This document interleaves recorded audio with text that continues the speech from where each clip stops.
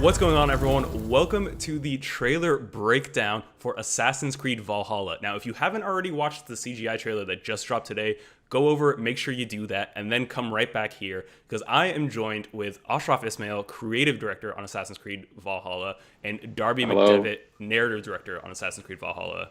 Gentlemen, thank you Hello. so much for joining us. I thank you for having It's a us. pleasure. Yeah, it's a pleasure.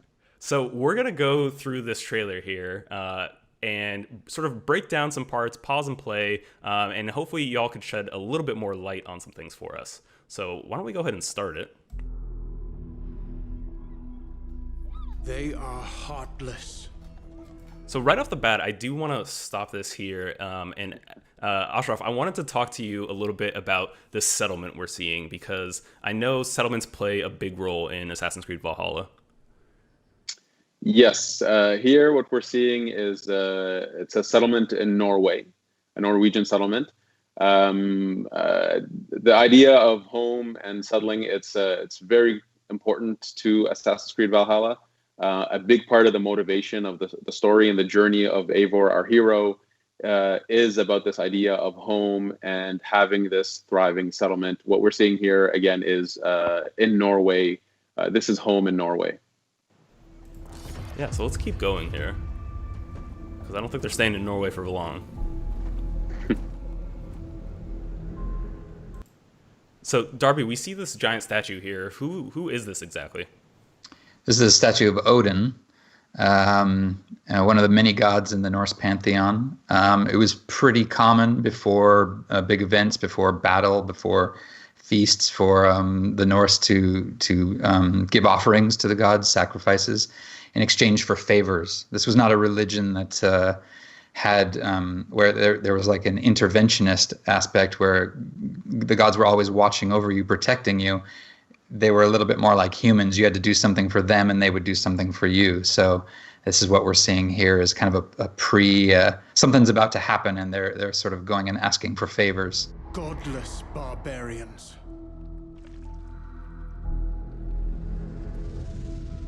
So we see there the first sort of shot of our hero Eivor.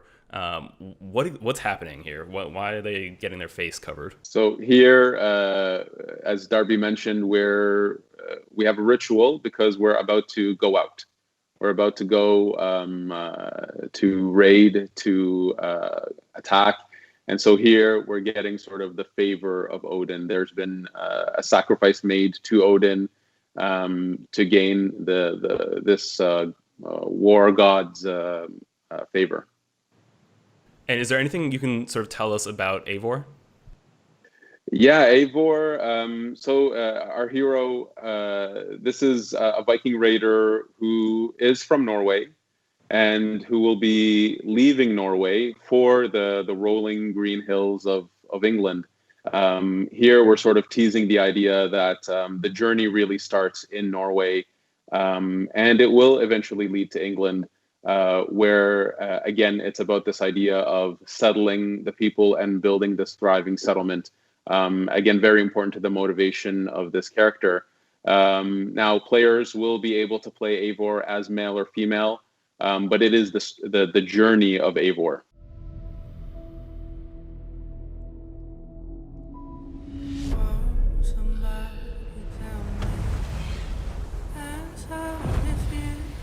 So we see them here setting sail for England, right? Yes, They absolutely. murder and kill blindly. So I want to stop right there for a second too, because we hear the voiceover saying they murder and kill blindly, but then you see them clearly stopping when they see this woman and child in front of them. Was that something you wanted to there's that maybe myth of the Vikings? Is that something you wanted to explore here, Darby? Yeah, well, I mean, certainly, a lot of what we know about the Vikings comes from the people who they raided. The Viking Age started at the end of the 8th century with an attack on Lindisfarne in England. And the English like to write about it, and certainly a lot of the accounts are very brutal. What we're trying to do is actually show the complete sort of story of an entire culture And when you actually jump forward to when our game is set, there's a lot of settling going on. There's not just raiding, but there's Norse coming over from Norway, from Denmark, and settling in England. And our game depicts a lot of that aspect of settling and integrating with the population. So, and that integration actually happened fairly quickly and easily. So we know that there was a lot of mutual, a lot of similarities between the two cultures that allowed this to happen. So what we're going to portray in this game is that it's not just about brutality and violence and wanton masochism. There's a lot of thought that goes into these raids, these battles, and then where these Norse settle, and the friends they make, and the alliances they make. So we try to show a complete picture. Yeah, and you referenced the time period there. What time period are we talking? So this game takes place. The main story begins in 873 AD. So at a time when England is actually not one kingdom. It's not called England at the time, except as a land, but it's not a country. There's actually quite a few kingdoms inside England. So England itself is fairly fractured at this time, with many different kings that rule over different parts of it. Yeah, I think we might see one of those kings in just a second. They scour the lands of England. Lands they will never defend. What we're showing here is that they've left Norway and they've decided to now not just raid and attack England, but to actually build a community there. And as Darby mentioned, integrate themselves into the local society and become a part of it. One thing that history doesn't really say until you dig, which is a lot of these people were farmers, they were traders, settlers, and they actually worked quite hard to integrate themselves into, let's say, England in this example. So here we're showing off this aspect of them, but from a game perspective, this is also something that's very important to the motivation of the game.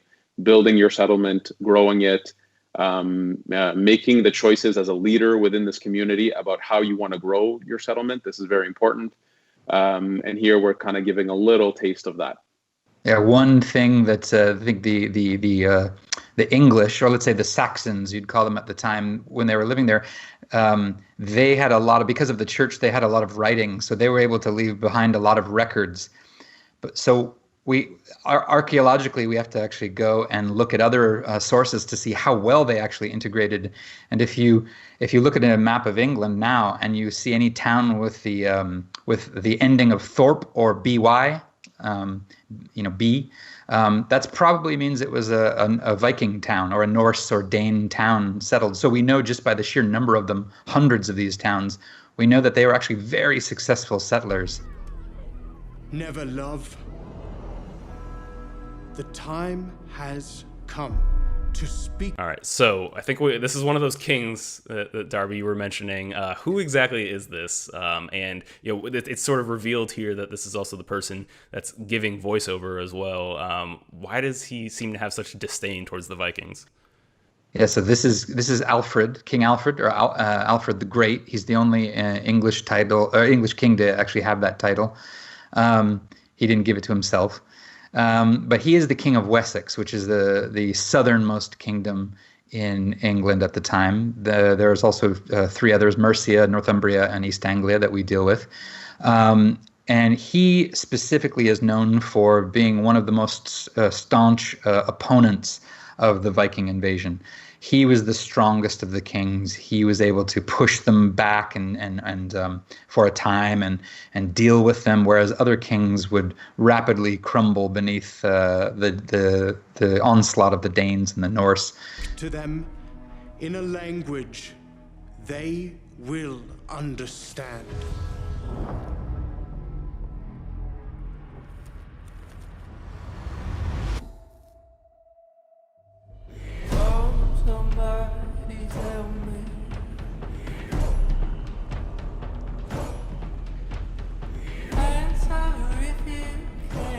So, Ash, here we see Eivor's people coming in on these Viking longships. How do those factor into the gameplay, and what did you learn about them?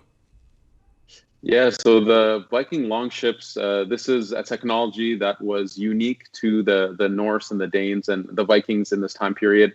If I was to give a metaphor, I would say imagine that you have this empty highway, rivers, and you have a Ferrari that you can drive down this highway with no one around you and no one able to chase you.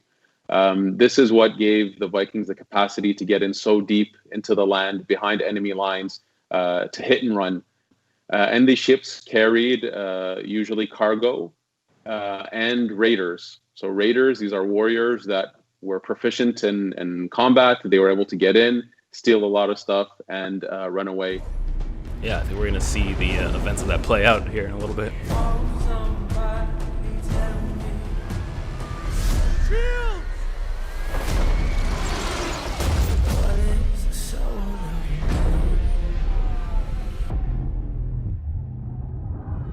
So we're seeing here like a full-on battle taking place in this field. How do raids sort of fit into gameplay, and what did you what did you learn about how Vikings raid? Once they've gotten out of their longships.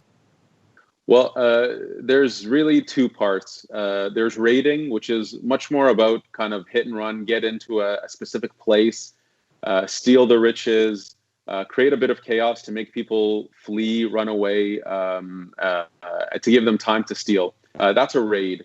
Here, what we're seeing is it's a big battle. So this time period was known to have a lot of battles between the Vikings and the Saxons, or the people who live in England. There were many battles. Here we're witnessing that, and that is something that we do have in the game. So players can go raiding with their longship and the raiders, and there are moments in the game with these really big epic scale battles on battlefields or in fortifications, because it was a really big part of the history during this time. So we needed to represent that. Of course, Vikings carrying their famous round shield. We have Eivor, who at some point is holding a shield and an axe, but also two axes. If people notice, we're seeing a lot of the things we're doing with combat. Here we have a throwing axe, so this is an ability that you have in the game to throw axes. So we're showing off a lot of the combat details that we're pushing for. Yeah, and we actually caught a little peek there of Eivor dual wielding axes here. Is that something we're gonna get to do? Oh, of course, absolutely. So dual wielding is a big part of the game, and it's very open. You can pretty much dual wield all combinations of weapons we have. If you want to dual wield two shields, we let you do that. Yes. So so dual wielding is a big part of the combat system.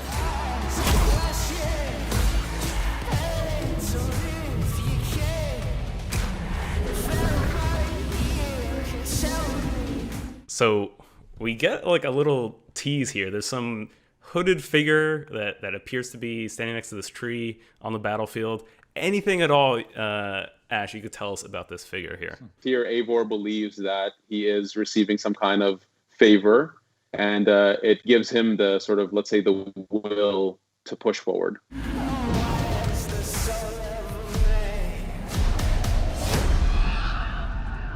Odin is with us! So is that the sort of physical manifestation of Odin there? Well, in the myths, Odin has two ravens, Hugin and Munin, which are a thought and memory. They come from the words thought and memory, and they were just his two companions that would help him gather knowledge and wisdom about the world.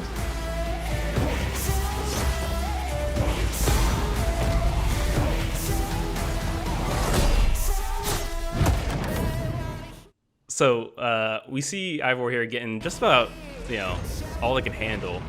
Are we gonna see enemies of this stature, that are this formidable in the game? Yeah, we have. The combat of this time period. If you're going to make a Viking game, the combat needs to be visceral. It needs to be quite brutal. Yes, you meet quite impressive enemies, like this guy here. We would call this guy the ringleader. So this is sort of a leader on the battlefield who's able to rally the troops, uh, and have some kind of unique capacities. He's very armored, very few available weak points. So that's a little hint as to what's to come. Yeah, I mean, the trailer shows that, he's given Ivor basically everything they can handle.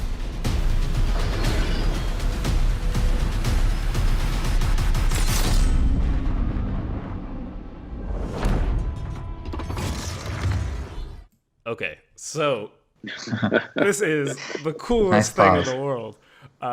There's so much I want to talk about. First of all, the Hidden Blade. The Hidden Blade is back. What was the decision around that? And then it's also mounted on top of the arm for the first time. Where did all those decisions come from?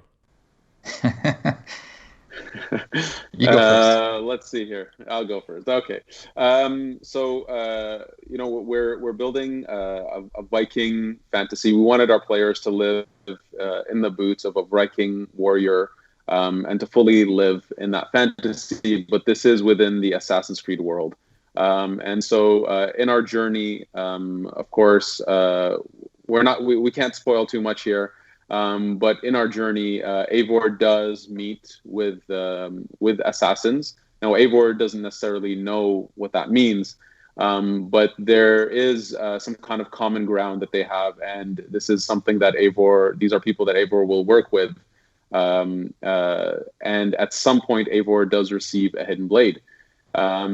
So that's something that happens in the journey quite early on. Again, we don't want to get into any spoiler territory or explain why the connection is there, but it is something that's very significant and important to the journey of this game. And so when Eivor receives this hidden blade, Eivor puts it on, and believes that this is such a kick-ass weapon that why would you want to hide it from your enemies?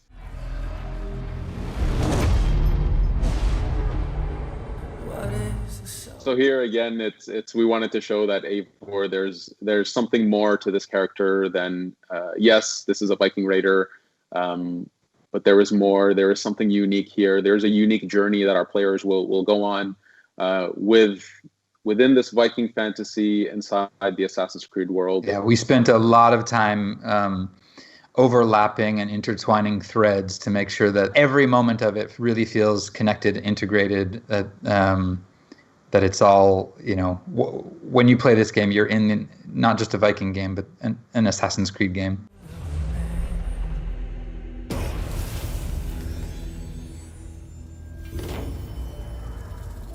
All right. Well, folks, there you have it. That's the first trailer for Assassin's Creed Valhalla. You got the in-depth breakdown. You got all the details with Ashraf, the creative director, Darby, the narrative director. Thank you all so much for joining us. And Ash, when and where can people play Assassin's Creed Valhalla? So Assassin's Creed Valhalla will be a launch title for Xbox Series X and PS5. And it'll be out in holiday 2020 for Xbox One, PS4, PC, and Stadia. Awesome. Thank you so much. Take care, everyone. Thank and you. If you liked this, please subscribe to this channel and visit us at news.ubisoft.com.